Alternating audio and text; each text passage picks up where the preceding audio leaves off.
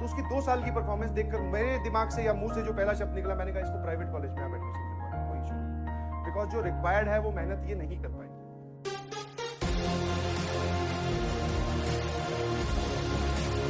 जो कहानी मैं बताने जा रहा हूं that is the story of a real student. एक बच्ची थी नंदनी करके, है, जब मैं ऑफलाइन में पढ़ाता था तो वहां पर एक बच्ची थी नंदनी करके, ठीक है।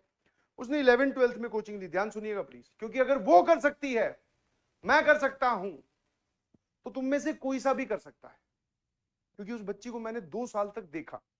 मेरी बात ध्यान सुनना, 11th और 12th में वो दोनों साल पूरे साल ऑफलाइन में आई, और जिसको बोलते हैं ना हार्ड वर्किंग, हाँ, रेगुलर स्टूडेंट थी हमेशा। कभी मैंने ऐसा नहीं सुना कि वो एब्सेंट है, कभी ऐसा नहीं देखा कि वो डाउट रूम में डाउट पूछने नहीं आई, आती रही।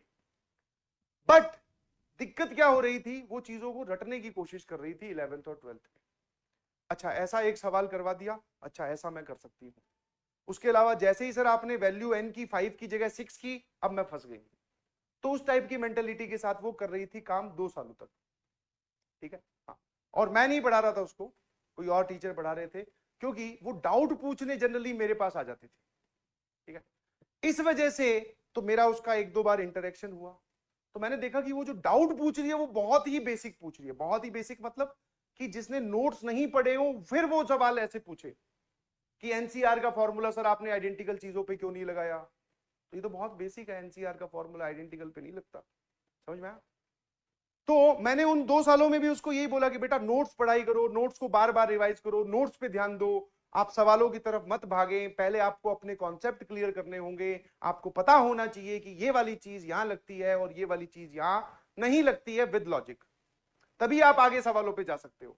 आपको अभी पता ही नहीं है कि क्या करना है और आप लगे हुए हो तो जवाब गलत ही आएगा, और अगर सही आ रहा है तो आपका तुक्का फिट बैठ रहा है, और तुक्के के बेसिस पर जेईई मेंस और एडवांस क्लियर होता मैंने तो आज तक कभी नहीं देखा, समझ में आया। तो वो 2 साल तक रही, कोई रिजल्ट नहीं आया, रैंक भी लाखों में आई। अगली साल जब ड्रॉप करने की बारी आई तो फिर से उसके पेरेंट्स आए, बोले कि सर हमने 2 साल यहीं पढ़ाया था इसको, इसका कुछ हुआ नहीं, आप क्या बोलते हो कि इसको प्राइवेट कॉलेज में डाल देना चाहिए या फिर इसको तैयारी करनी चाहिए। तो उसकी 2 साल की परफॉर्मेंस देखकर मेरे दिमाग से या मुंह से जो पहला शब्द निकला, मैंने कहा इसको प्राइवेट कॉलेज में आप एडमिशन दिलवा दो, कोई इशू नहीं, बिकॉज जो रिक्वायर्ड है वो मेहनत ये नहीं कर पाई, या फिर ये उस लाइन पे नहीं सोच रही है, हम इसको समझा रहे हैं बार बार। तो वो वहीं बैठी थी, शायद उसको ये बात बुरी लगी या चुप गई या पता नहीं, तो उसने मुझे बोला, और बड़े स्ट्रॉन्ग कॉन्फिडेंस में बोला। जब कोई इंसान कॉन्फिडेंस में बोलता है तो उसकी आवाज में एक बोलते हैं ना कड़कपन होता है। बोले सर मैं कर लूंगी। मैंने कहा बेटा सेम फॉर्मूलाज हैं, सेम कॉन्सेप्ट हैं, सेम थ्योरी है, फिर से पढ़ाएंगे बट पढ़ना आपको है। बोली सर डन।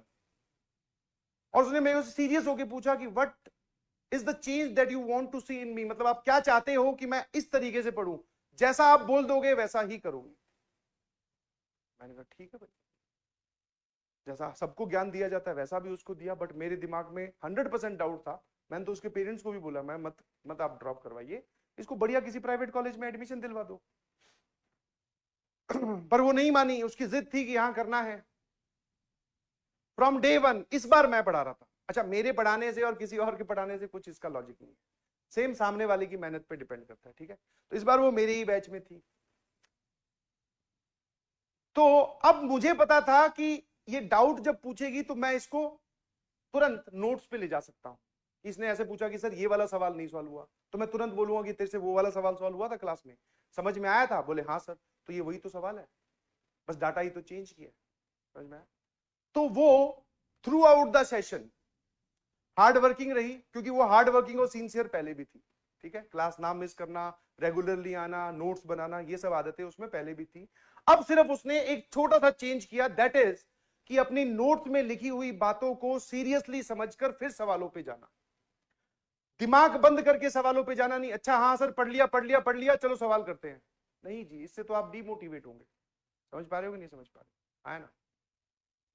और जब मैंने बोला कि बेटा अब आप ध्यान रखना, पूरे साल में आपको सिर्फ एक ही चीज करनी है कि नोट्स का जो भी मैं बात पूछूं, हटाओ सवालों को, बोर्ड्स मतलब ये मॉड्यूल के सवाल बाद में पूछूंगा, मैं जब ये पूछ लूं कि बेटा वहां पर वो सवाल करवाया था उसका लॉजिक क्या है वो क्लियर होना चाहिए। बोले सर डन, आप पूछ लीजिएगा।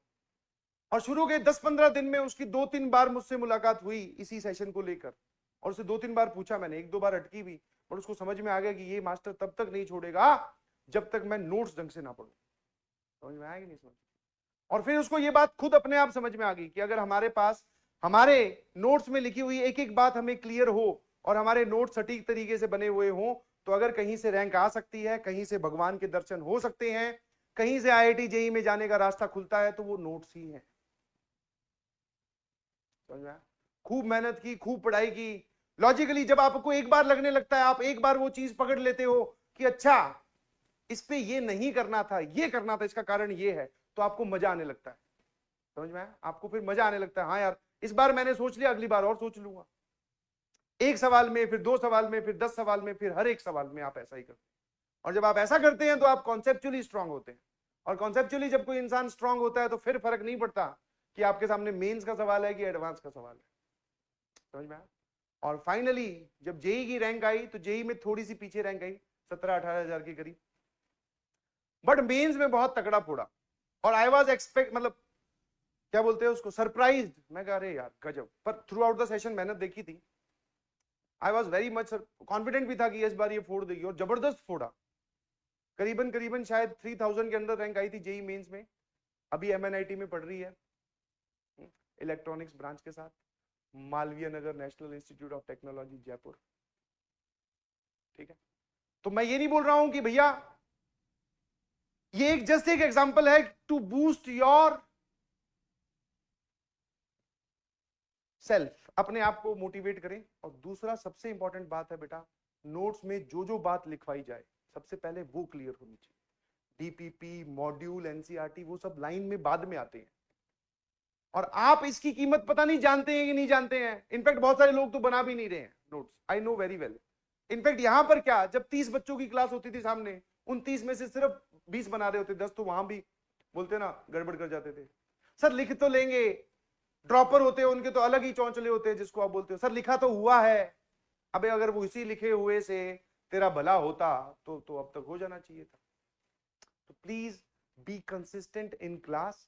क्लास में बोली हुई हर एक छोटी से छोटी बात, कोई भी आपको अगर कोई नई चीज समझ में आए तो ऐसे नहीं बोला जा रहा है कि ऐसे बनाकर इसके अंदर लिखो, क्योंकि यही चीज है जो आपको बार बार कॉन्सेप्चुअली स्ट्रांग बनाएगी। Do you got this? समझ में आया? और आपके नोट्स अगर वैसे ही हैं जैसे मैंने यहां छपवा रखे हैं तो उससे भी कोई फायदा नहीं है, क्योंकि जितने ज्यादा इस टाइप के बादल आपकी कॉपी में बने हुए होंगे, उतनी चीजें आपने खुद सीखी क्लास में पढ़कर, और वो आपने वहां लिख दी ताकि हमें याद रहे एंड तक। समझ में? हाँ, शाम को जब आप रिवाइज करने बैठो तो चाहे नोट्स बनाओ या रिवाइज करने बैठो तो ये सब लिखा करो उसमें, आज ऐसा बोला था, बिकॉज आज बताई हुई